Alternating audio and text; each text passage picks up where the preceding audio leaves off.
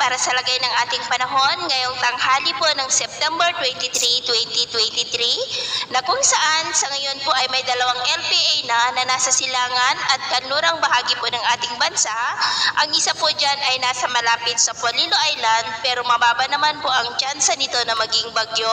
Ngunit magdadala po yan ng mga pag-ulan sa may southern at central Luzon. Ang ikalawang LPA naman po ay nasa may West Philippine Sea at posible po itong maging bagyo sa susunod na mga araw. Pero hindi naman po ito nakitaan ng landfall scenario dito sa ating bansa, pero posible pa po na magbago ang forecast na ito. Kaya patuloy po tayong mag-antabay sa mga susunod po na updates at ito naman ay pinapakita ng forecast model natin pong ginagamit hanggang sa susunod na 2 linggo.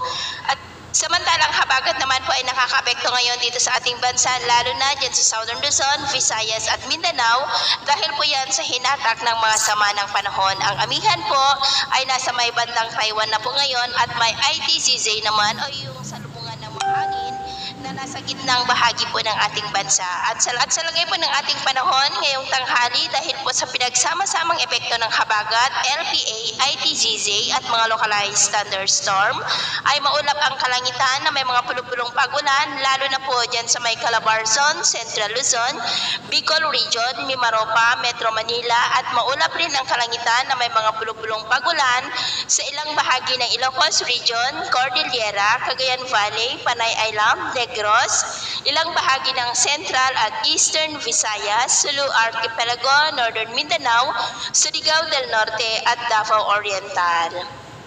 At sa susunod po ng mga oras ay mas maraming lugar na sa ating bansa ang makakaranas po ng maulap na kalangitan na may mga pulupulong pag-ulan, lalo na po sa malaking bahagi ng Luzon, Kabisayaan at ilang bahagi ng Mindanao. Kaya kung lalabas tayo sa ating mga tahanan, ugaliin po natin ang magdala ng kahit anong panangga natin sa init ng araw at proteksyon po sa mga biglaang buhos ng ulan. At sa atin naman pong mga baybayin, wala naman po tayong nakataas na namang gale warning signals, pero iba yung pag-iingat lamang po kung papalaot tayo para mas makaiwas sa mga sakuna.